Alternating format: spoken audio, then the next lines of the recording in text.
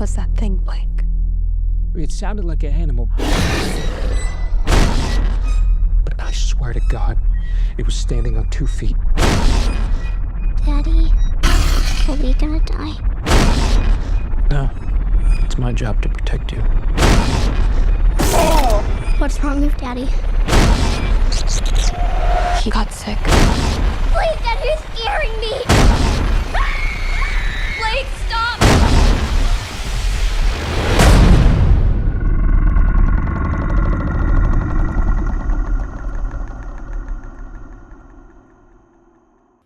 All right, what's up? Welcome to a new episode of Movie Schmovie. This is episode number 437. Wow. My name is Steve. I'm one of the co-hosts of the show, and as always, I'm joined by Ron. And John. And John. No great change to your voice for the required. There were possibilities, but a lot of them had like slurs in them, and that's what that is. Yeah, okay. It's pretty insane. I wanted to go back and find one of Sean Penn's lines when he's like swapping the Chinese food back and forth. Yeah, and he says something like, "I'll take a little kick over a noodle that's got water on it," but I didn't find the exact wording. But that was where I was. I was somewhere in that area when I was thinking about it. But yes, it's just me, John. No quote this week, and no background. No background, no quote. We're going low tech. We're going basics. Strip it all away. Yeah. This is me. This is the least pretentious this show has ever been. Yeah. It's funny you say that, but I have a collared shirt on. I almost never have a. You look very. Yeah, I thought about that. I had a work meeting, man. And I figured that was it. I found out today that I was a senior technician. Oh, congrats, man. Yeah, I mean, the pay isn't different, but I could definitely. Don't you love that? Yeah. They give you all these crazy. It's such titles. an honor. Yeah. Thank you so much. King of the shit castle, and I'm like, thank you so much. You gave me a new title. But the cool part is, I can use that on my resume. Sure. And that's gonna. Yeah, there's a lot of senior tech jobs out there that they made a mistake. I don't know if it's still the case because I don't understand what the job market is right now. But I know when I was it was always good if you could show that you had changed your position every so often. Yeah. I was always able to spin my Apple tenure into something that, because I had I started as this, and then a couple of years later I was doing this, and then I was called something that had the word lead in it. The different things that it was like you're able to make that seem like a trajectory. So yeah, if you go senior, the only thing I think is, Ronald, they just saw you had a little gray in your beard, and they said it's time to call him a senior technician. They also saw that when I talk to anybody younger than me, I go, "Hey, Sonny." Yeah. Hey, you shake your finger and you say Sonny. And hey, also, Sonny. I think you're always offering them butterscotch from your coin purse. It's the strangest combination of traits. Like the wrapper's half off. It's weird. It's really weird. It's really weird. And you've got like a balled up Kleenex in your pocket that you keep offering to people. You need this? You need a Kleenex? No, I'm honored, Ronald, to be in the presence of such a senior employee. Man. Yeah, it's good stuff, man. Yeah, I appreciate that. That is a senior employee shirt, though. It is. Right. Yeah, I don't know the last time I've worn a shirt like that. Yeah, I don't think I ever have. I hate it. I fight it people as much like as this, possible. People like this say terms like button it up. You know what I'm talking about? Of course. Let's just button up the issue. There's like a manager book. I feel like all of them read. I actually found out that there is like 2 or 3 books that managers read with these terms like, if we could just fasten this issue, if we could just circle back around. Circle back to this. It's like it's like the language that they use to kind of encourage movement. Well, Ronald, if you're not going to circle back, you have to table it. You have to table. Let's table this. Yeah. And if nothing else, you got to get some fresh heads on it. yeah, for sure. And then if you use all that together, it's a 6-hit combo. Yes, like totally. Street Fighter. And at the end of the day, it is what it is. It is what it is. Yeah, what it is. If we can all get on the same page. Oh my God. About the end of the day. You hit us with all of it. Cool. Yeah, this is kind of a back to basics, just like we were talking here. This is a stripped down John intro episode. We don't have any fancy lists this time. Yeah. We're getting back to the format here. We're going to talk about a required viewing pick that I made a few episodes back in a bit here. And then I think we're going to all talk about maybe some movies that we've seen in theaters, at home, whatever we feel like talking about. That's the classic movie format. We do what we want. Yeah. But is there any news items, anything fun, exciting you want to drop in, mention before we get into the required viewing? Either of you guys? Oh, I have a new idea for a feature where it's just like, you guys gauge what my anxiety level is, and then I tell you what I'm either worried or pissed off about that week. Oh, okay. So like I'm worried or I'm peeved or I'm irritated, so you can just say like, I don't know, what's bugging John? I don't know. We can figure out a name for this segment. But right now I'm worried. I'm not irritated, but I'm worried about something, and I wanted to throw it at you guys because I think there's something that happens sometimes with these great performers. Sure. I call it the James Gandolfini principle, but you could also maybe call it the Michael Scott problem. All right. And that is where a performer performs a role that they bring so much of their talent and what they can offer to that they can never not be some version of that in another thing.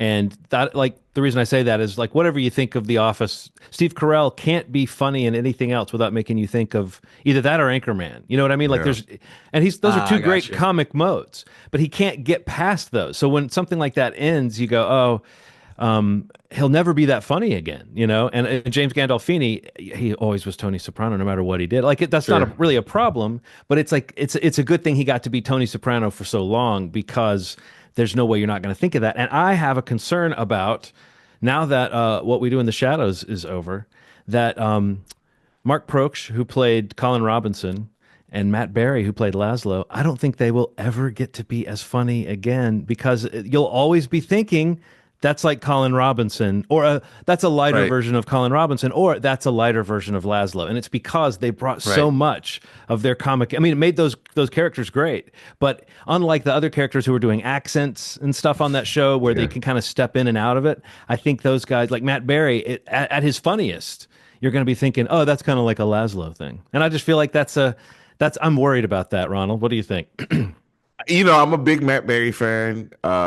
Year of the Rabbit is one of the shows that I'd say you should watch that kind of has that feeling, but doesn't. I think he can be other things. I think he can be other things, but the way he punches words. Oh, that special thing he does. He doesn't stop. Is a Laszlo thing now, though. You know what I mean? Yeah, for the average person, it's just going to be like, that's like Laszlo. Now. Yeah. So he does that in everything I've ever seen him in, which is really crazy. So you're right. People are gonna think that's like a Laszlo thing.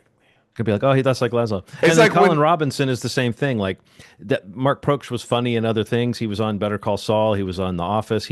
But like, there's something about Colin Robinson that is like the perfect distillation of his comedic gifts that I'm like, oh, are we ever? Do we just? I think I just want a Laszlo and Colin Robinson spinoff so that they can be those characters forever and be hilarious. There you go. You're onto something there. That'd be wild. Well, anyway, that's what I'm worried about this week. What about you, Steve? Do you notice this with some performers where it's like they just hit a certain thing and it's like that's it? Like, like, I mean, definitely. I feel like it just trying to think of another example. Like you mentioned Steve Carell, but like they have that one role that they are. Well, who is? I feel like I just had this conversation with someone about an actor who is basically the same character, which is themselves in everything they're in, and it wasn't The Rock, and it was The Rock was in a conversation like that at one point, but I can't think of one though. I know what you're saying.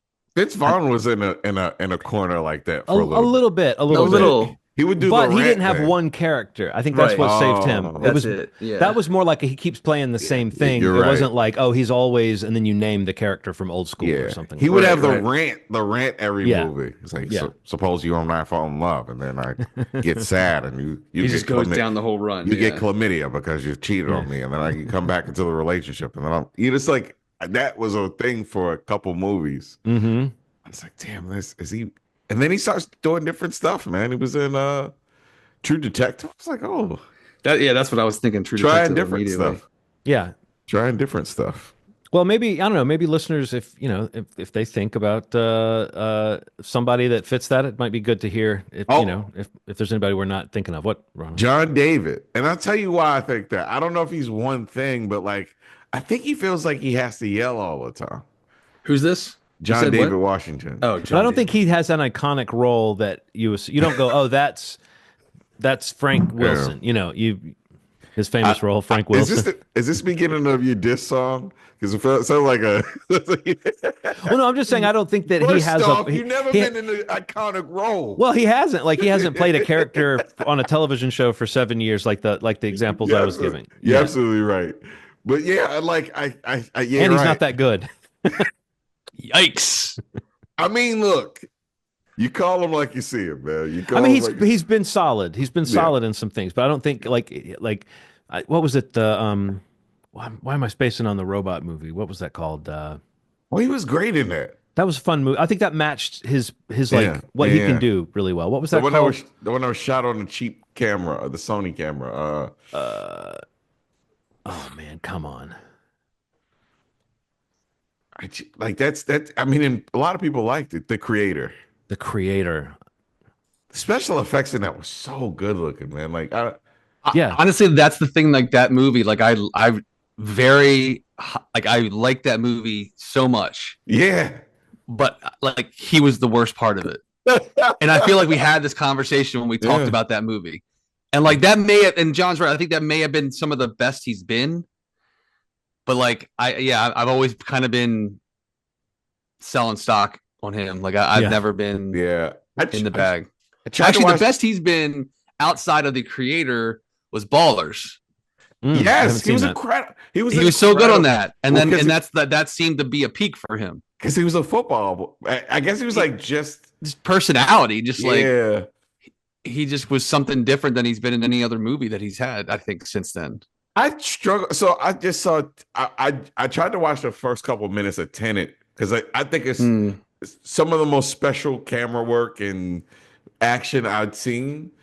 Right. And there's that scene where he gets kidnapped in the end, and he's supposed to say like a word like the woolly mammoth rolls in the heat of the night or something like that.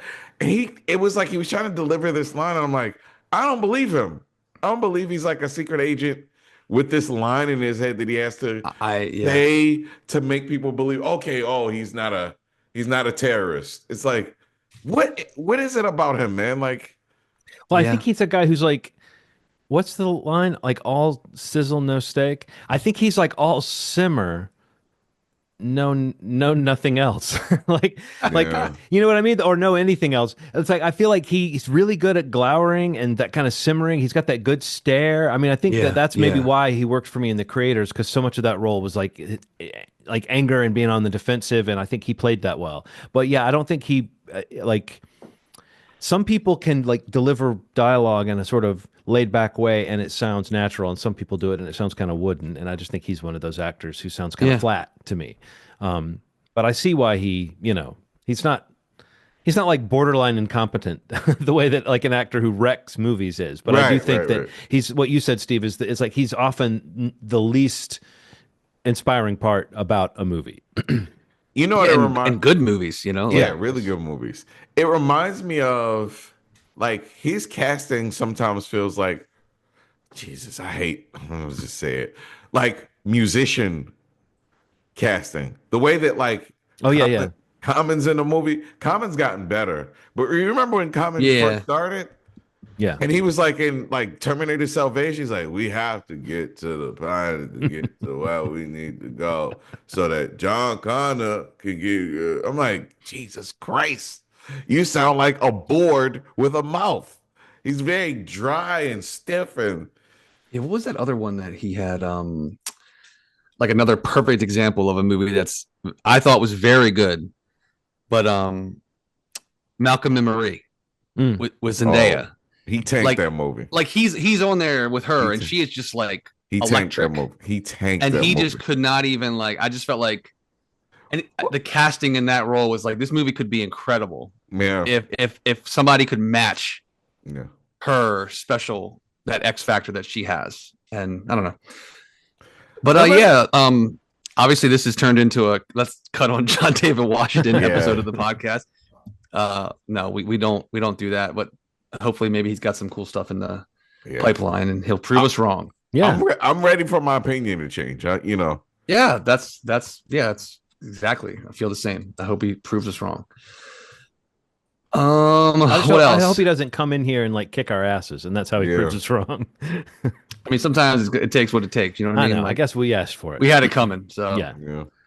But I want everyone to know, if they do want to kick our asses, we stopped doing the worst movies of the year episode. We stopped doing that years ago. We So we're not just over here being tacky. Yeah, because it would all be the Rock movies. So I mean 1 through 5 would be. Yeah, I know. It would just be the same movie listed 5 times.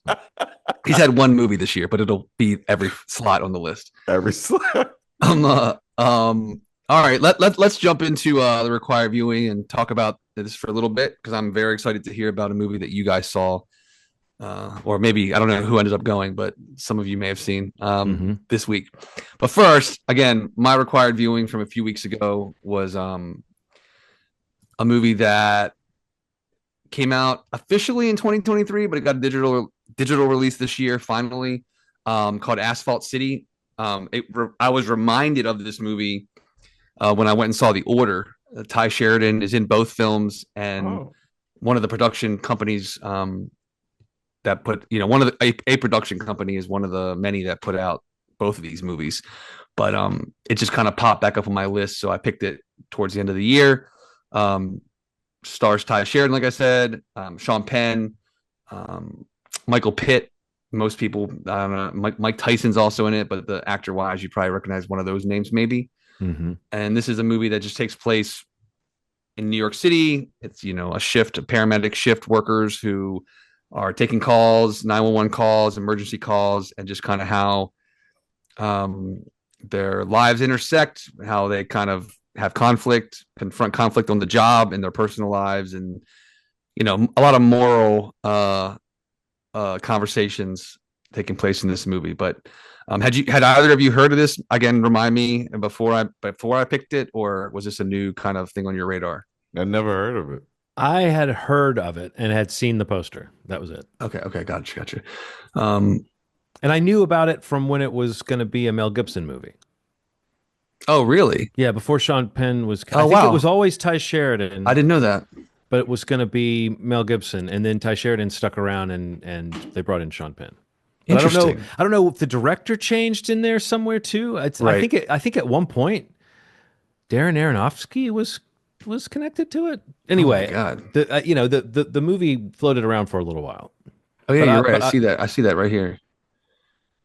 But I mean, I don't remember if those two things were concurrent. I just remember when this movie came out, and I confused it with was it Dragged Across Asphalt? Isn't that a Mel Gibson movie? Yeah. So I thought, I think I Dragged confused Across it with Concrete. Dragged Across Concrete. But for some reason, that and Asphalt City, somehow I had remembered that Mel Gibson was going to be in this or was announced, and those two movies kind of merged in my head. So I thought this was more of a crime story and less of just a relentless, bleak series of vignettes about how terrible being a paramedic is. People can be.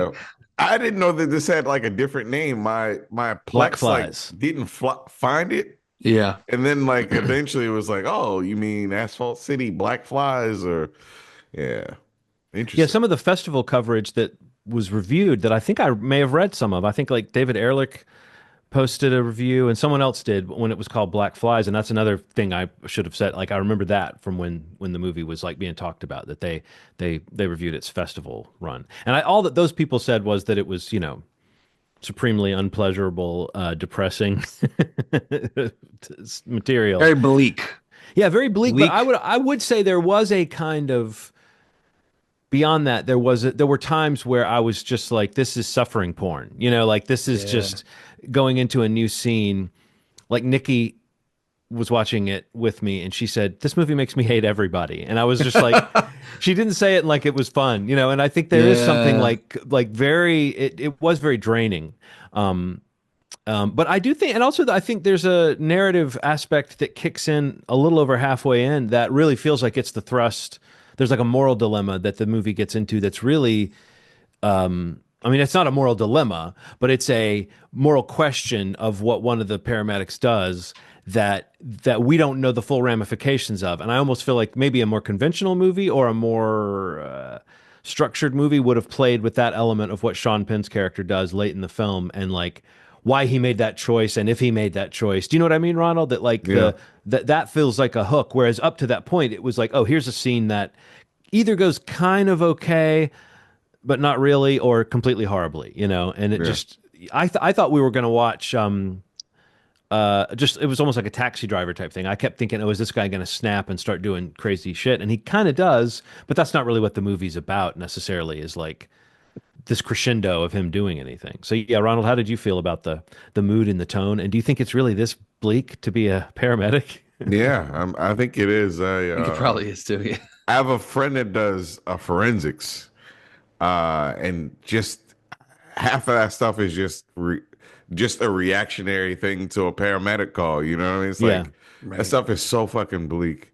And you know what's crazy? I didn't think this was as bleak as everybody said it was. Like I thought it was bleak, and I thought that it moved at this like clip that was really kind of felt like a dream. Like it was like next vignette after next vignette. But I think that's how it feels. I think they're trying to.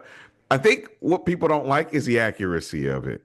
I think people like to live in a world where where there's this like sunny way that people are dealing with it. But when you talk to people who are firefighters and paramedics, this is typically what they deal with. And I think that people don't like it because it's like a mirror to the realities of that stuff. A friend of mine was a cop and he quit.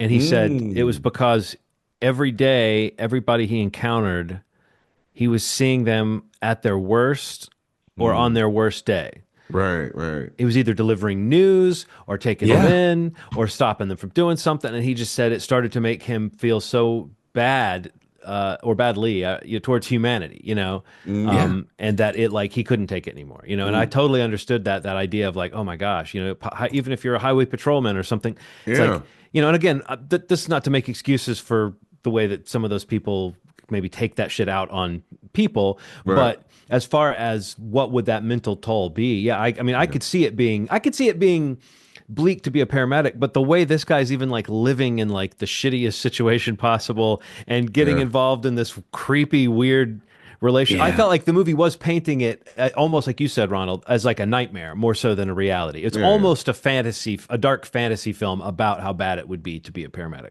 But I'm sure that the reality of those vignettes is, I mean, that stuff felt very believable to me. Like the way that you're trying to help somebody while they're yelling at you, you know, is an interesting thing, but also super depressing. And some of those actors too felt like, I don't know if they were like real people that have been through stuff, but it felt like they found some non-actor performers to play some of the patients that were being taken in, and that was another thing that lent it this weird. I hate to always mention the Safdie brothers, but that whenever something's like making me nervous with the way that it's filmed and the way that it's edited and what it's showing us of humanity, it makes me think of the messiness of the Safdie brothers. So, but I think it had an accuracy to it. Like I've know people that are like paramedics and firefighters and cops and stuff like that, and it's far more bleak than this. I mean, this is like just a sliver, and I don't know. Like I didn't hate that part of it.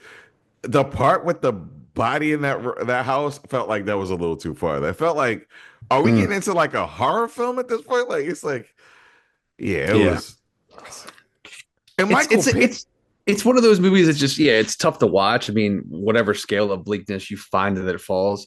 But it's like, I guess to your comment about Nikki's point was just like, you're watching it, you're like, there's really nothing to really quote unquote like about this or about these people, really, except for the fact that this is just maybe a you know, through the looking glass at like what this type of profession or this you know, the city life, like I'm sure that it's not far off from accuracy. Mm-mm. I mean, again, knowing people that are in that line of work in Baltimore City, and kind of the stuff that they see and talk about is just, it doesn't really feel that far off.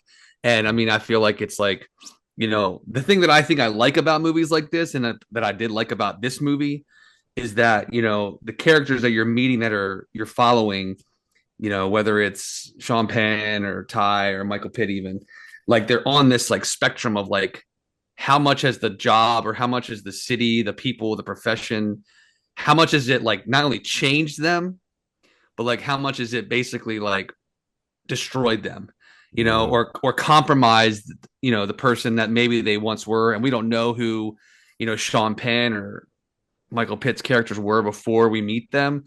But Ty is kind of like supposed to be some sort of a starting point, coming into this clean or green. And, it's like, even with his brief experience at the time that we see with him in the movie, you see even how much he like questions things, even though he's supposed to be, I guess, some sort of moral compass in the movie. And Right. even that is compromised in certain points because, he's going off of misinformation, or he's so worn down by the surroundings and the people that he's, that he's seeing, having guns pulled on him. And, it's like, who do you want to help, or how can you help someone? I don't know. I like that kind of ambiguity with the characters. And, you see some that are so far down the line that like they just don't care. They're only looking out for themselves, or they're looking out for people that are looking out for them explicitly, or there's a back end, or, an upside for them, which is obviously not okay.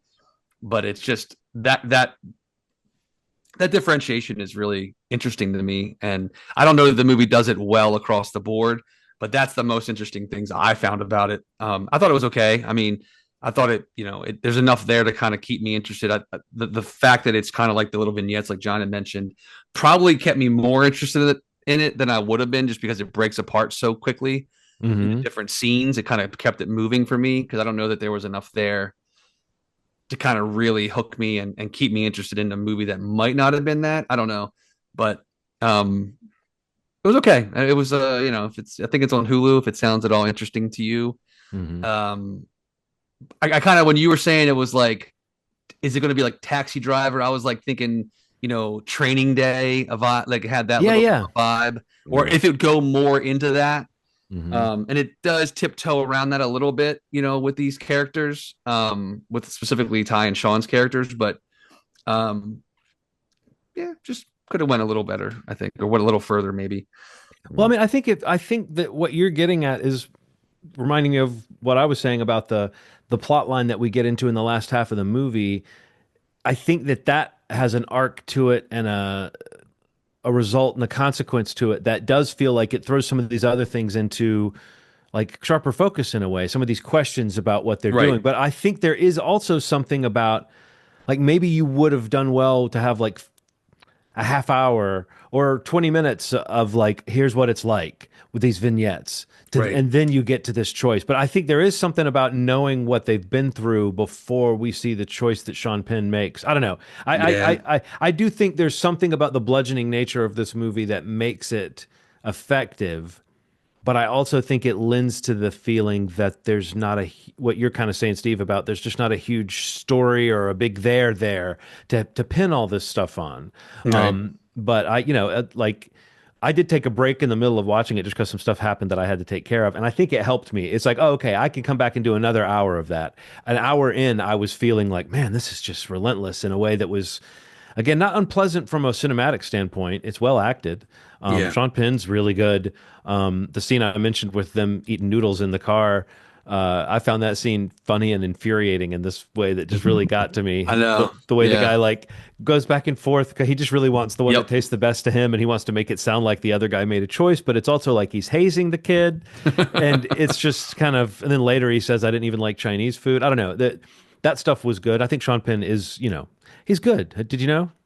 It's a really, I mean, it's like you don't forget it, but it's like he's kind of, he's kind of here and there, and I don't know, he hasn't really done much mainstream stuff recently, right? So it's not that you forget it, but the recency bias is not being renewed for Sean Penn, at least of recent years for me. He did have that did that have the movie last year with that I did like with Dakota Johnson, where like he's like her an Uber driver in it. Did you see that one? Yeah, I I want to see remember. that. Is Yeah, that her that dad? Is it supposed to be her dad? That's her. I don't think no. No, he wasn't her dad. I don't think so. Wait, am I remembering the right movie? No, he's not her dad in that movie. Oh, okay. For some reason, I thought the Uber driver was also her dad. That was driving. Maybe I thought the trailer said Sean Penn is Uber Dad. I think the movie's called Daddy-O. Is that what Yeah, you're yeah, yeah. thinking? I thought that in the trailer she's like, "Hey, Dad, you taking me to?"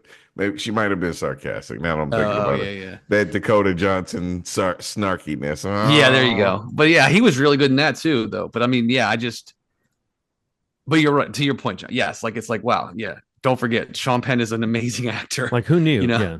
he's like so intense, and he's got that like fire. You know, Well, there's a scene late in the film where he's laying it all out and really kind of he disgusts you with what he admits, but then he also like goes for the handshake. yeah, I don't know. That seemed kind of it was.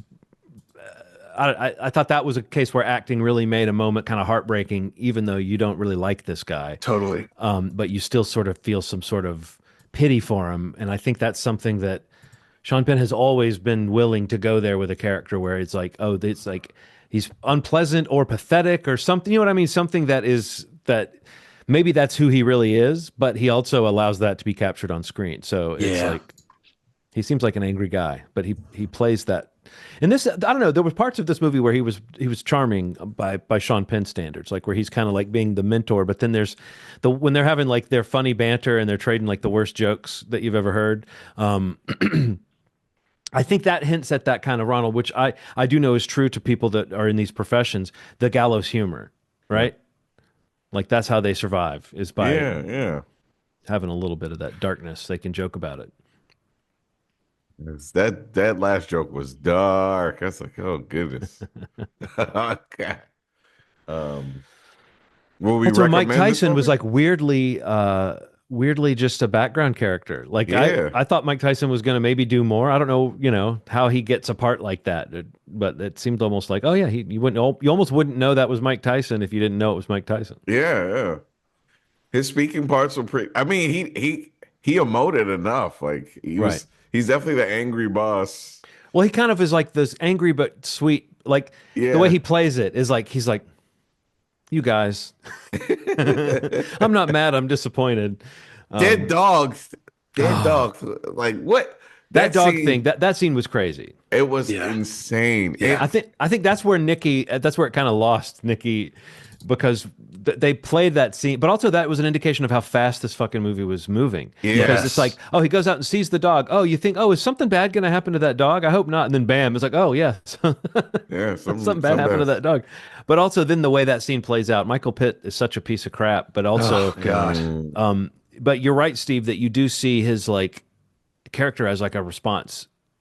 His version of a response. He also looked like roided up or something. I don't know if I've seen him look this like sweaty and kind of jacked before. Maybe that was just for this role, or maybe he's like, gone in that direction. But I feel like I haven't seen him in anything for a while. He was a lot, man. He was pretty in good. something recently. I didn't where, like he was almost but unrecognizable. honestly, the last thing I remember seeing him in, which was forever ago, was Hannibal, and it's like so that right. That's. But I feel like I haven't seen him in that much stuff. No, he was in something. I feel like we all talked about this. He was in something recent where he was like, oh, what was that movie? Oh, that Netflix movie with Benicio del Toro. Oh my God, what was that called? Justin Timberlake. Oh, Reptile. Yeah, he was in that. He like played. He's in like a handful of scenes in that movie. That's the last thing I saw him in. But that was last year. I mean, so he got that movie and this movie really probably shot around the same time. I don't think I watched that. It's Benicio, Justin Timberlake, Michael Pitt, and who plays the female lead? Alicia Silverstone. Alicia Silverstone. Yep. Yeah, I don't remember much about that one. I guess I remember the name and I remember that it got panned, but that's all I remember about it. I thought it was okay. I mean, yeah, it was nothing exciting, but it was okay. A lot of movies get panned. Yeah, especially if it's has any association with Netflix. Yeah. You know, you know, whatever. Yeah, I pan every movie from Netflix, even You if I used, don't see it. you used to be a Netflix panner. I think you've become a little bit of a I'm soft. softened. I feel like they've been putting better movies on there too, man. I feel like there was just like this period where they were just Dunkaroo and shit in that fucking website. Dunkaroo and shit. It's fucking, Oh my god. this instead of it was just cookies and that little dip was shit, and they just take movies, Crack put me it up, right man. on the service. I liked the Dunkaroo that had it was like you basically could make yourself one of those like vanilla cream sandwich cookies. Oh, But it had like it was like the cookie version of the cheese. Remember the crackers that had the cheese that you could Yes. spread with the little red thing? That sounds It was so the good. cookie version of that, where you had the white cream in the end, and then you had the little vanilla cookies, and you could make yourself a sandwich cookie with that. And it's like those. It was one of those weird, those weird junk food products that only existed for a little while, and you're like, Yes. man, they should have kept that. That was one that I. I feel like Lunchables was that for a lot of people too. They used to just give us like what it really amounted to maybe two small cracker sandwiches. Yeah, yeah. It's like, Not even the best crackers or the Not- best meat or anything. everything was kind of mediocre. I think that people love a kit. People You know, love you- a kid, man. Take my cheese, oh my God. If my daughter saw Lunchables, Delicate assemblage. her fucking brain, she loves talking about things in parts. My shoes, and my short, and my hat, and I'm like, yeah, her mind would explode. If I showed her one right now, if I'm like, this is a Lunchable, she's like, hold on, there's crackers and cheese. And, nah, This has give me- everything. order me this player. They did it. They did it. They did finally. So yeah, for the next required viewing, it is my pick. And I looked back in our history. There was something I wanted to do again because if you remember, it was actually a little over a year ago. In late 2023, we watched A Dead of Night, which was a British horror anthology movie from 1945. And I was like, I want to do another British horror anthology because there are quite a few. And I found one that looked promising. Called Dr. Terror's House of Horrors from 1965. However, a little bit of research led me to believe there might be a racist voodoo segment, and I Okay. decided I'm not that interested in watching. I'm not that interested in recommending people watch that and sight unseen and then talking about it on the show. I might watch that film and talk about it later. But so then I scanned ahead and I realized the same director of that, Dr. Terror's House of Horrors, was directed by a guy named Freddie Francis, who actually kind of made a name for himself directing British horror anthologies.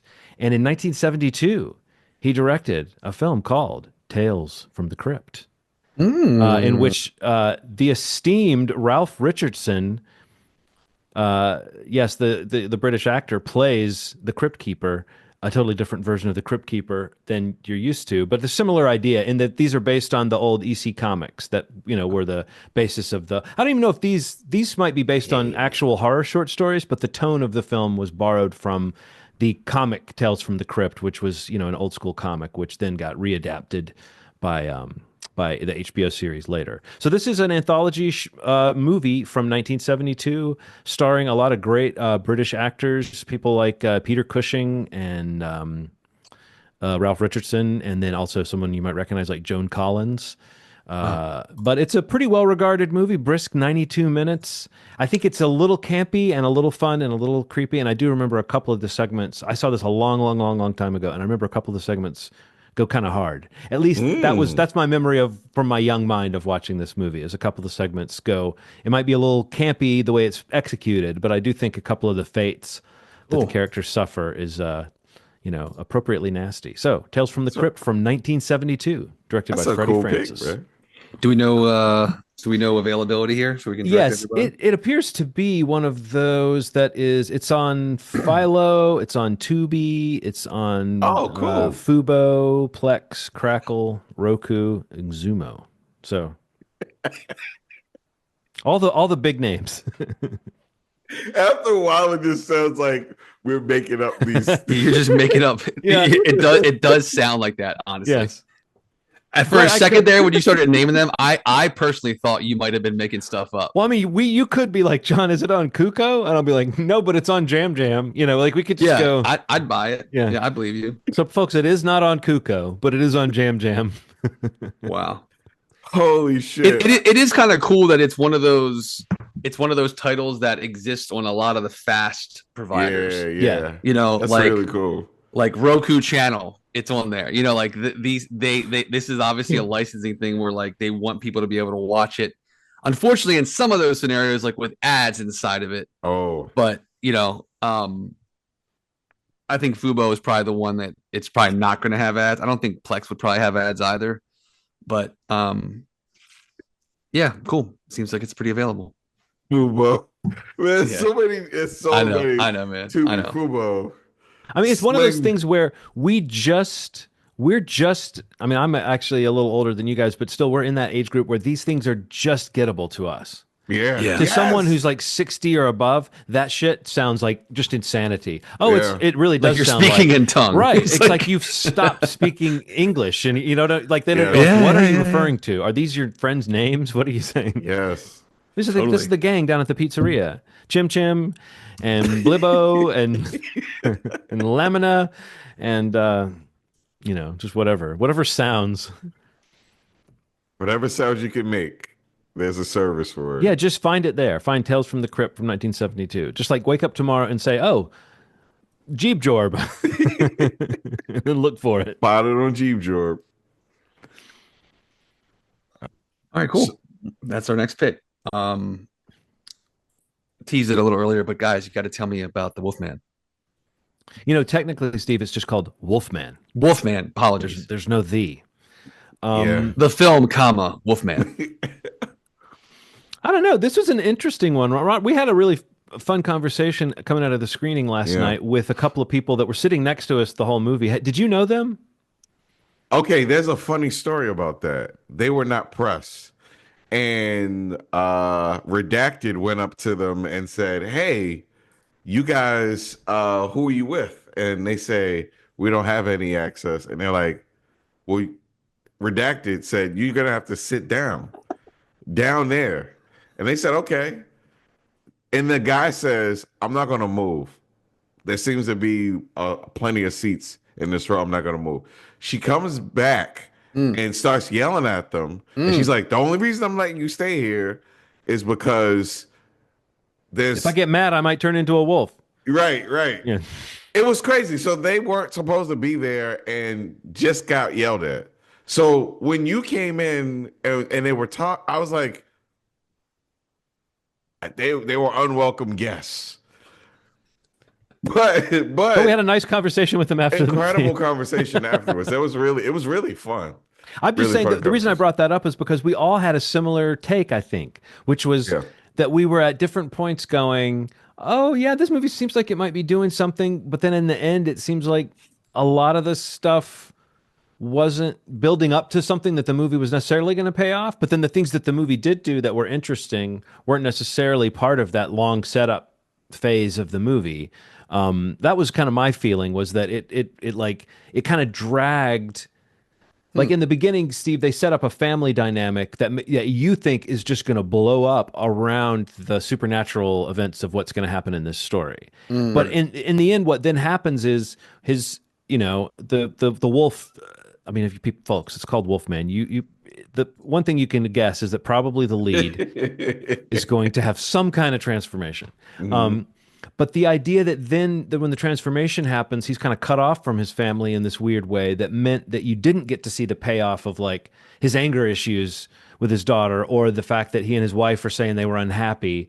It made those things kind of those emotional resolutions feel more remote. And I think, Ronald, I think a lot of the decision to make it happen over one night is what causes a lot of that. Yeah. If yeah. it had happened over like, 3 moons, if it had been like over 2 months or 3 months, it might have been like there would have been time for the human storyline to develop in between the supernatural stuff. But doing it in one night means that pretty quickly these family relationships have to become secondary to the craziness. Do you know what I'm talking about? Like the fact that then you're not really watching the payoff of those emotional things. You're watching much more like just how did these people deal with this crazy situation, which I don't really want to spoil for Steve the mechanics of what's going on, but I will say the movie has one really cool cinematic trick in it in the middle. That's a perspective shift that I thought was one of the more interesting sort of tricks that it played. But I don't know, Ronald, how do you feel about all that? Do you kind of know what I mean about like the actual movie? Once they get to the cabin, it almost feels like it's a little separate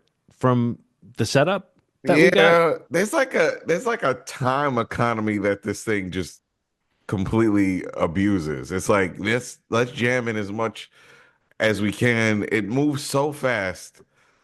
You know, the one night thing, you're right. I think they did handicap the emotional stakes. Like there was like a point where like I mean, sure, like I have a kid. We have kids, so like you're gonna be able to align with some of this stuff. Oh, you just can relate, yeah. off the bat, right? But there, you know what though? I think one part hit me hard that didn't hit you hard at all, and that was like there's this like family dynamic that they talk about in the middle of the movie that really doesn't. They really don't talk about. There's not enough story development. I'm starting to realize as I'm like talking to you about this, Steve. But there's a family dynamic that kind of hit me a little hard because of what it represented in the end of the movie, dealing with his conflict. The Christopher Abbott, I don't know if he has the chops for this movie. Okay, you know who was originally going to play this role? It was Ryan Gosling. Yeah. Oh my God. Oh my God. Oh my Gosling. Oh my. Oh my fucking Gosling. My sweet, sweet little Gosling. Here's the problem. He would have, you know what he would have killed in? What's that other movie where they're like eating people's flesh with Timothy Chalamet? Oh, Flesh and Bone, or something in Bone. yeah.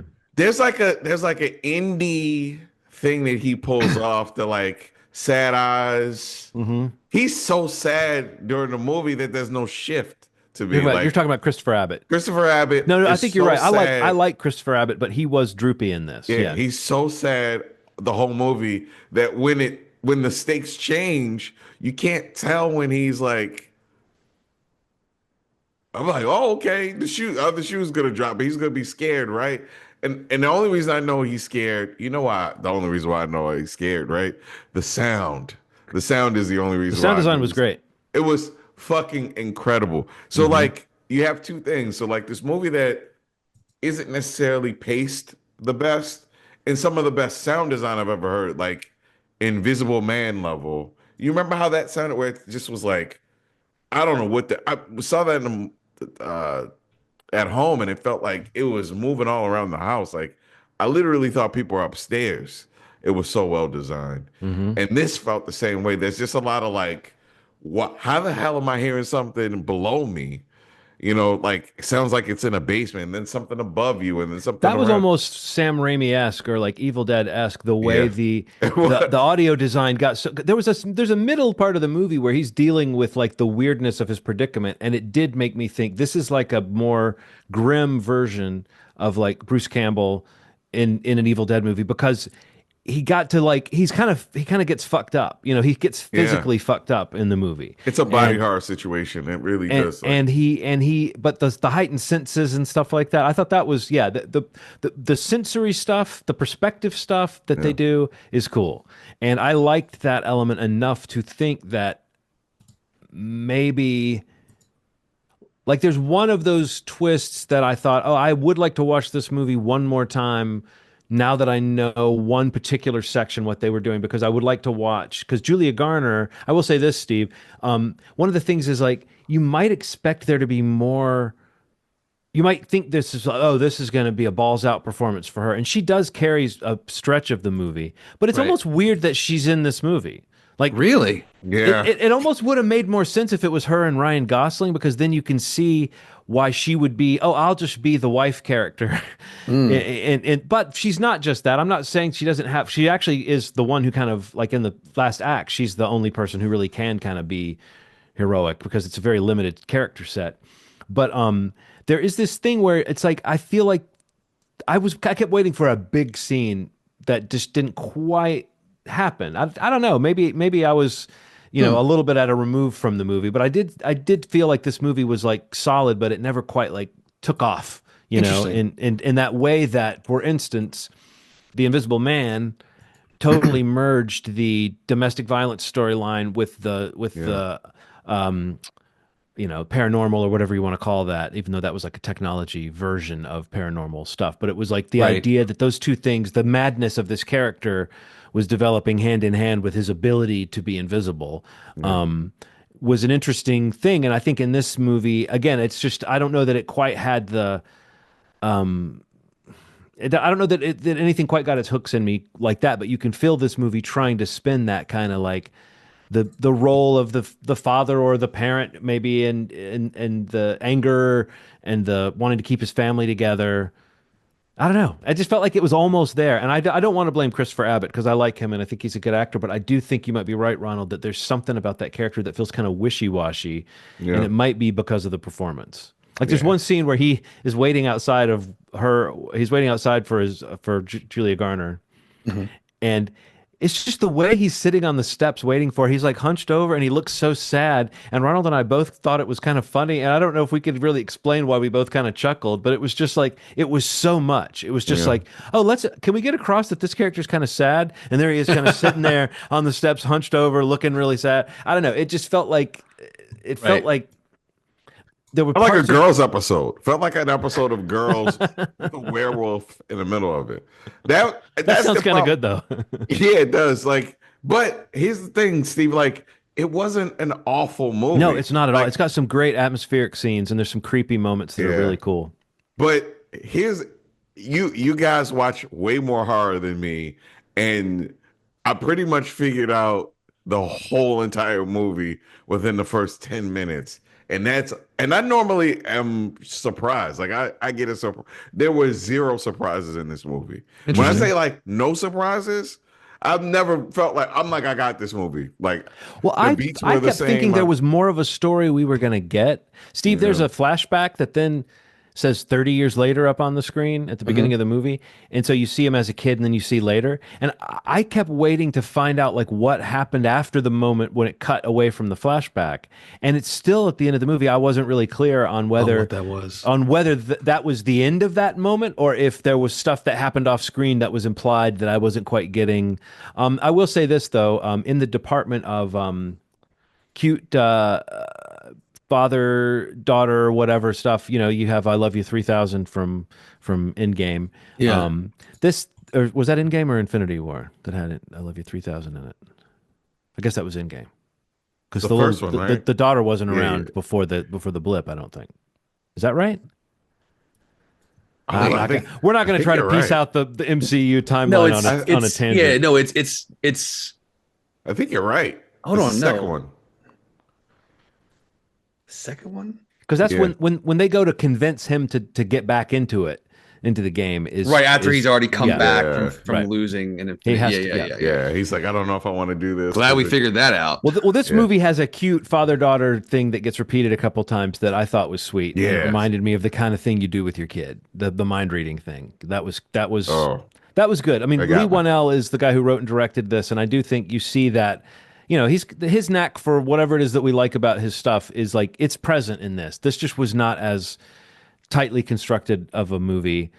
It's a bummer. I mean, I'm still very excited to see it. But I think the thing is, I could see you really enjoying it, but I also think like you. I think what was more likely is that you would enjoy the stuff that I'm saying is fun to watch that I wouldn't want to Sure. reveal. It's just like there's a few scenes that are there's like yeah, there's a couple moments that are just good suspense moments, and there really are moments where I don't know if you felt this, Ronald, where if you felt like, oh, now this movie has hit a gear and I'm in, and then it would kind of level off a little bit. And I do think there's a moment, and you pointed this out, Ronald, that's played as a big reveal. It's a reveal to the character, but it's not a reveal to the audience at all. And I think it hurts a little bit that the movie seems to be playing it like a big reveal when everyone in the audience already knew what this thing is. The other thing is, I do want to talk about creature design for just 1 minute.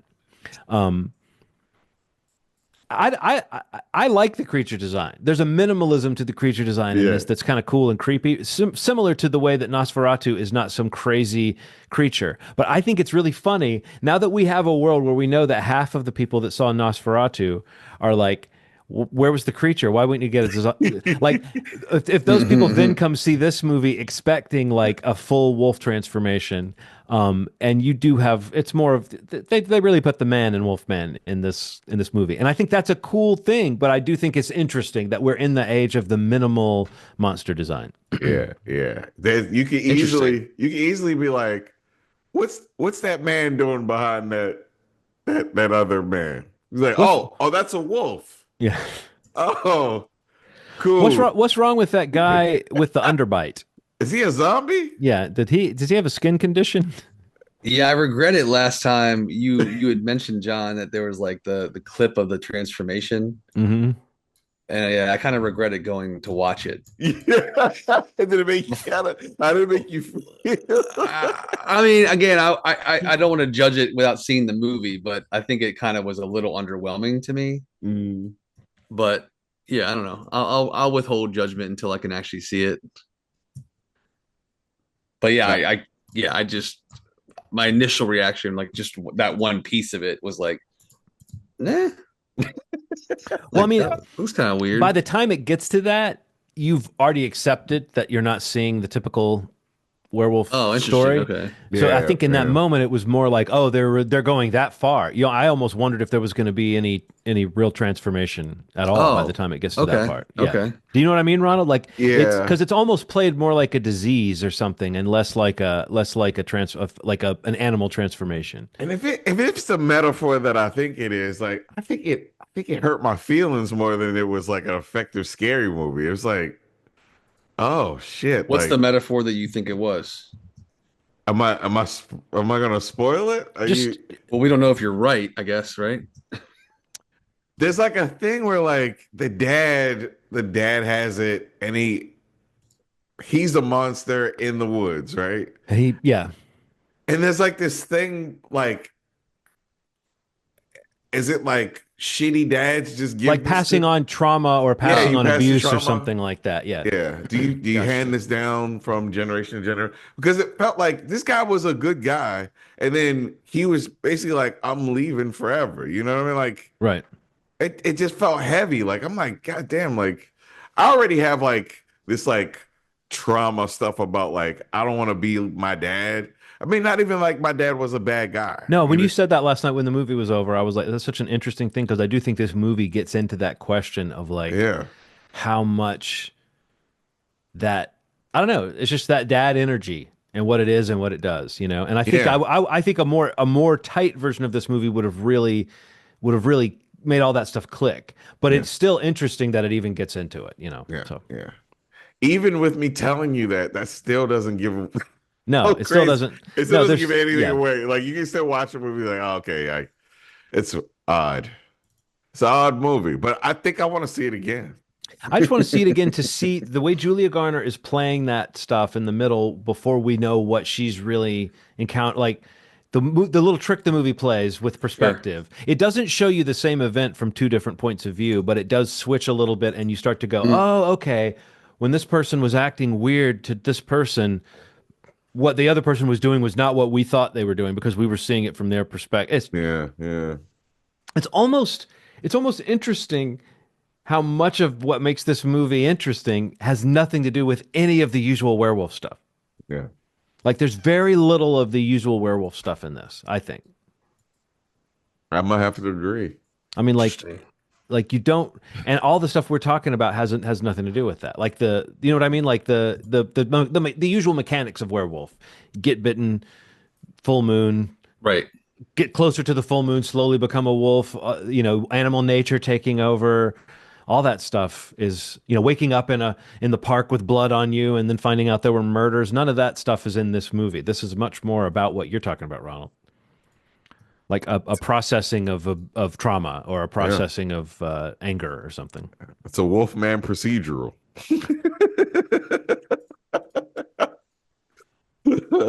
I will say he does have some good moments with the physical, like the body horror stuff. Oh yeah, His physical performance, I think once he becomes a more grotesque figure, I think he does like his performance clicks a little bit more. That little sad boy face Yeah. peeking through that latex. yeah, for So it sure. has this kind of an effect on me that it didn't when it's just sad boy. Yeah, interesting. So what else did people see? Skeleton Crew. Did you finish it? My voice got really. I turned it. Oh, Did, I did you finish it? I loved it. I was like, Love- yeah. I love this is a very important coming of age moment for Ronald. Ronald so just- About the Skeleton Crew. It finally happened for you, Ronald. It Skeleton finally Crew is happened. one of my favorite shows.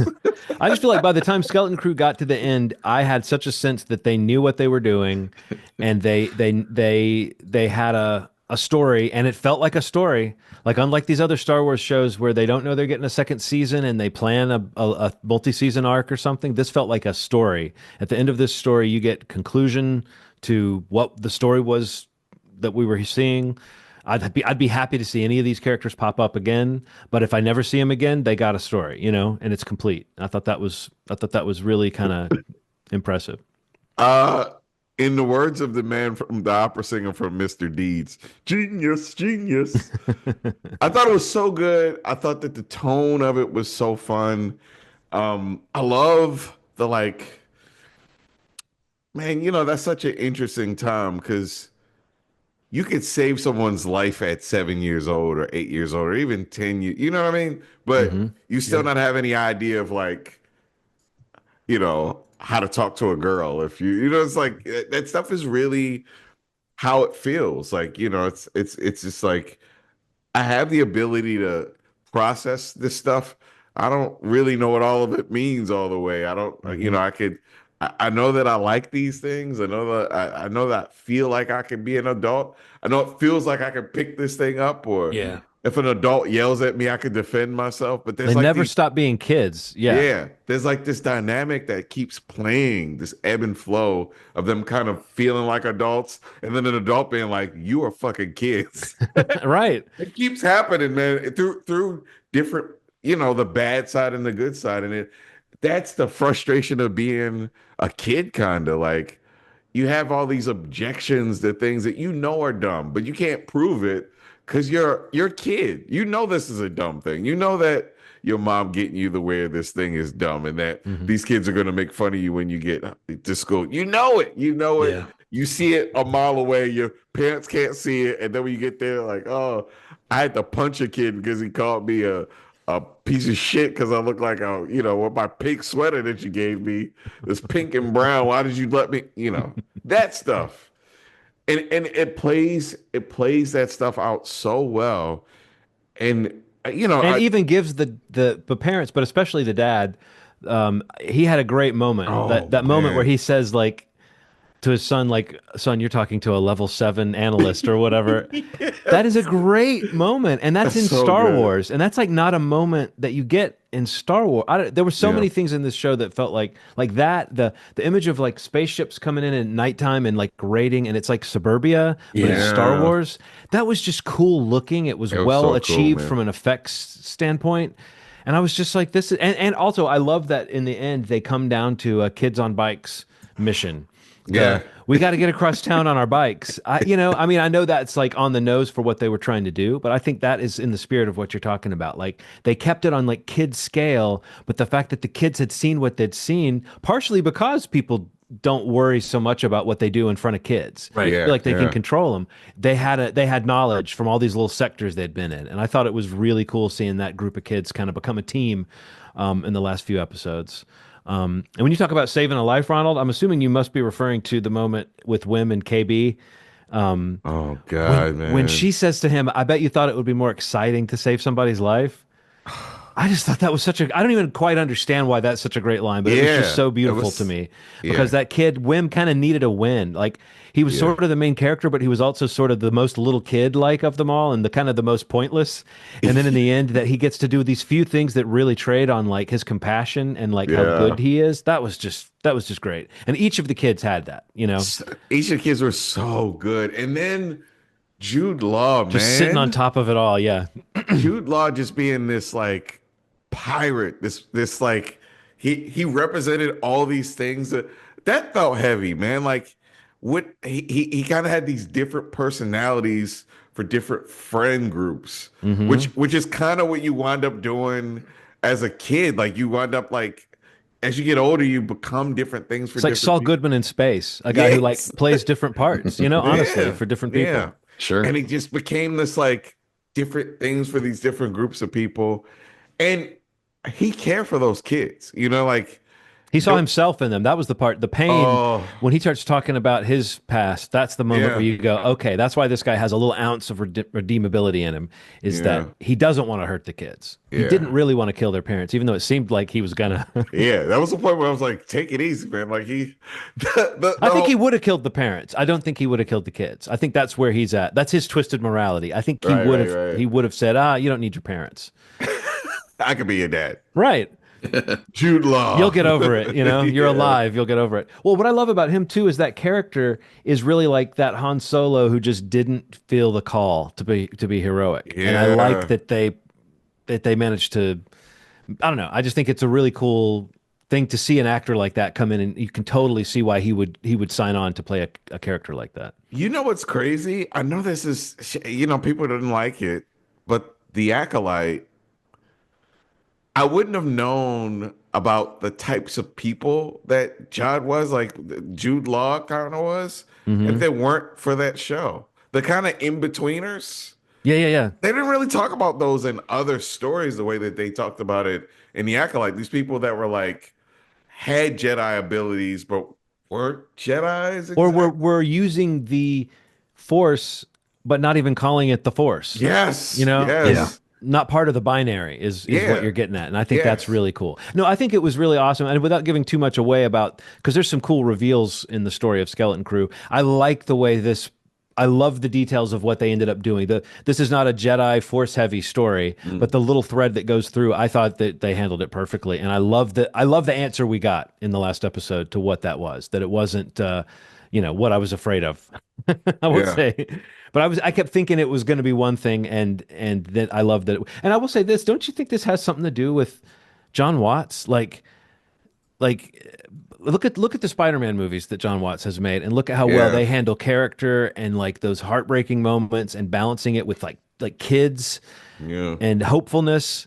And then look at this show. This feels like a real. To me, this is like, okay, this is partially as good as it is because John Watts has a knack for bringing heart and like a wow factor to this kind of storytelling.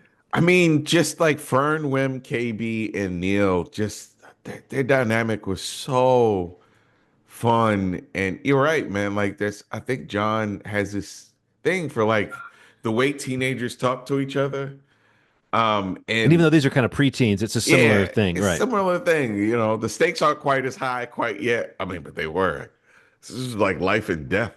But yeah, I loved it, man. I want to rewatch it. I feel like like in a day or so, I'm probably going to start on it all over again. Like, it looked gorgeous. It looked gorgeous, and I couldn't get over how gorgeous it looked. And sound design was really cool. The whole like, oh yeah, I don't want to give anything away. Well, the cool thing, I was just one of the things Star Wars does, and it's almost funny because they can do this whenever they need to.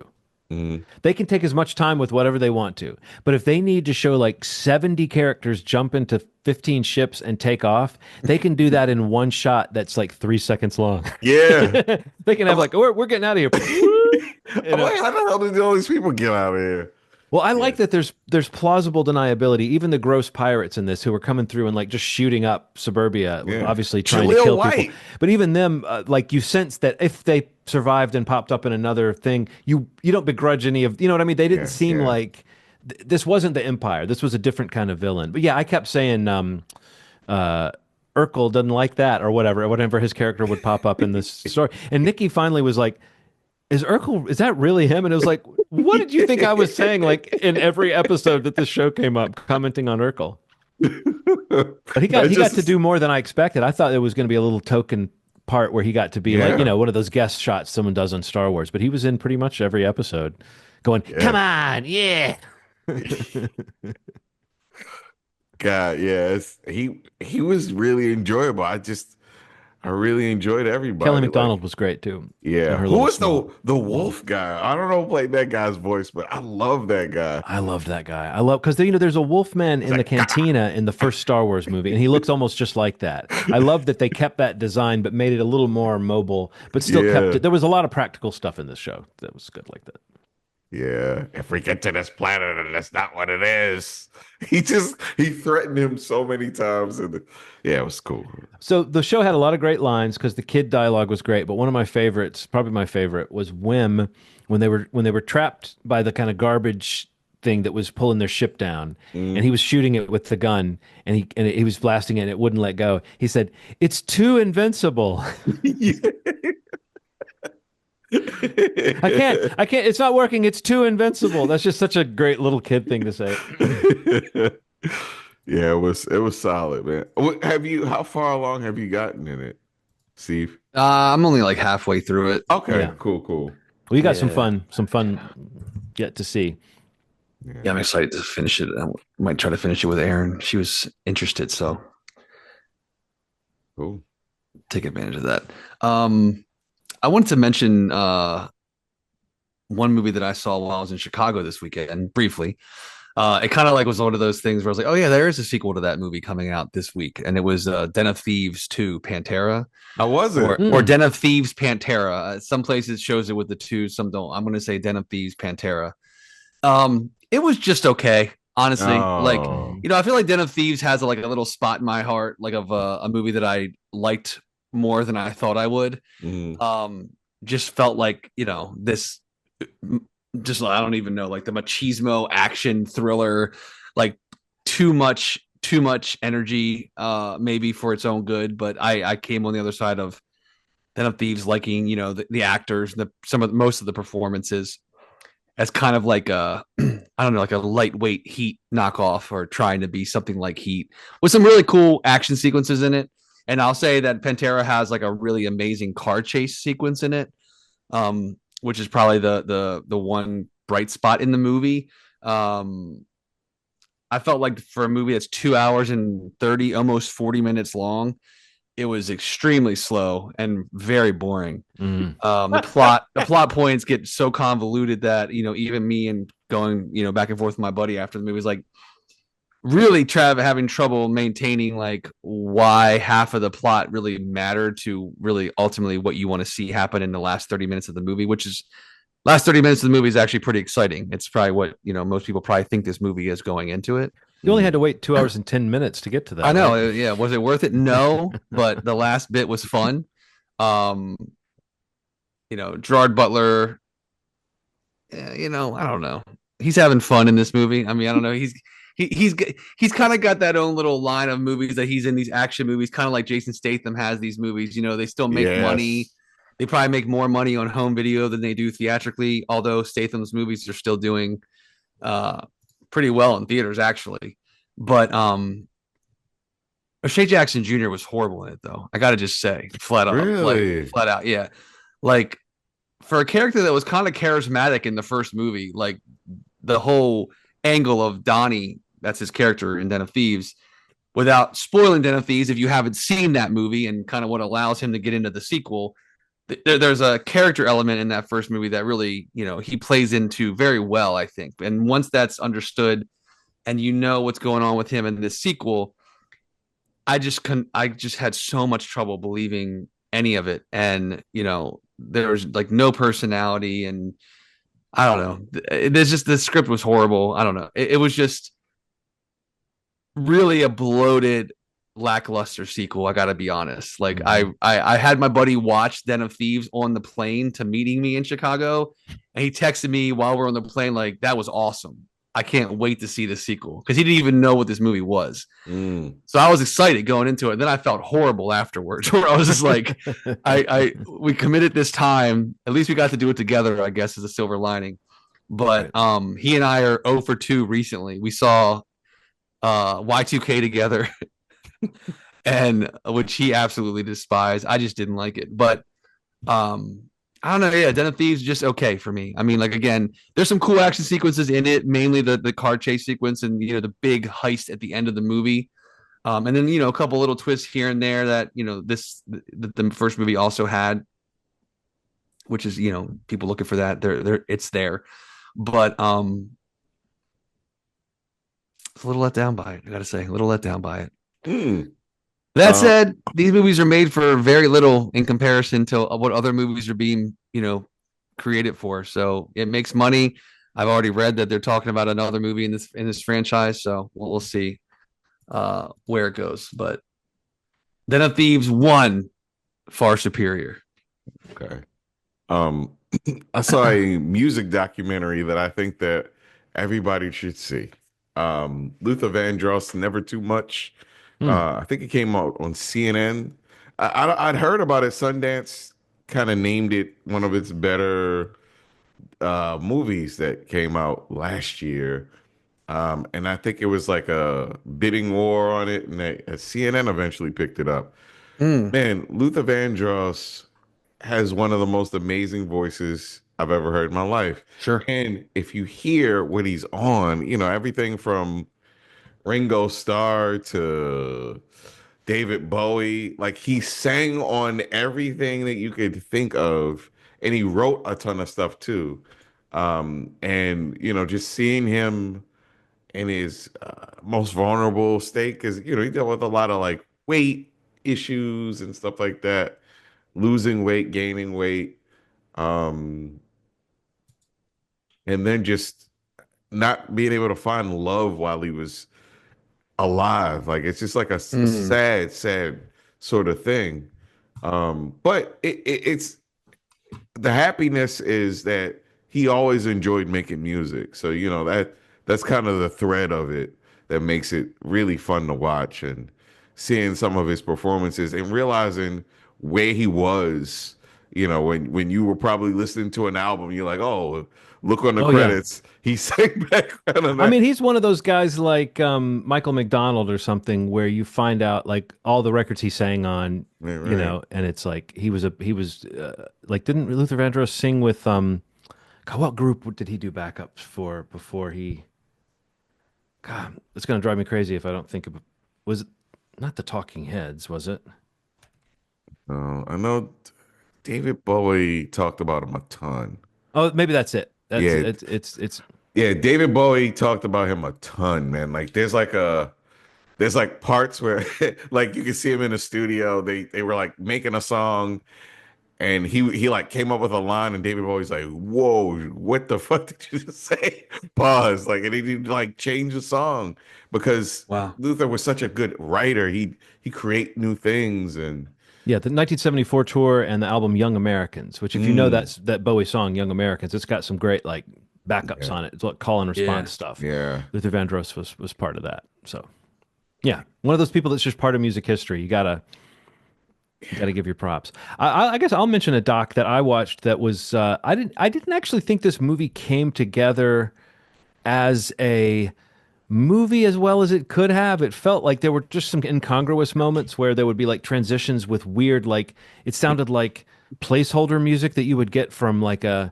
one of those audio houses that sells music where you'd say like yeah. But it was weird how incongruous it was, because I think a more artfully edited version of this documentary could have been like a truly great doc. And it's the documentary called what's the name? Oh, From Darkness to Light. It's about Jerry Lewis's aborted 1972 film, The Day the Clown Cried. where No. it's Oh, yeah. the doc is for the first time they've gotten some footage from the movie, you know, or at least for people to see it in this level of quality, so that you just see a dissection of this failed movie that Jerry Lewis couldn't finish, and when you hear what it's about, you can sort of understand why it would not quite work. It's about a clown in a concentration camp who entertains the kids so that they're more docile and happy when they're being led to Oh my the God. like the to be Jesus gassed and all Christ. everything. And it's like meant to be horrific, but it's also sort of like saccharine and kind of queasy, and you can tell that it was kind of getting away from him while he was making it, and the content, it really is bizarre. I mean, it really seems like it would have been a bizarre movie at best. But it's just content that's never really going to work, you know, like no Yeah. matter how you Yeah. approach this kind of content. Like Life is Beautiful is a movie that a lot of people loved.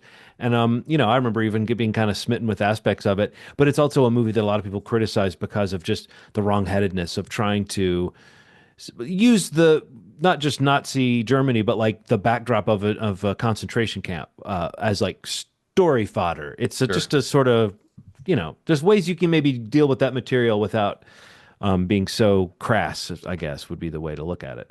But anyway, an interesting subject and an interesting documentary, especially in the opening stretches when you're seeing like various people, big names, talk about the reputation of this film, The Day the Clown Cried, that, you know, never happened.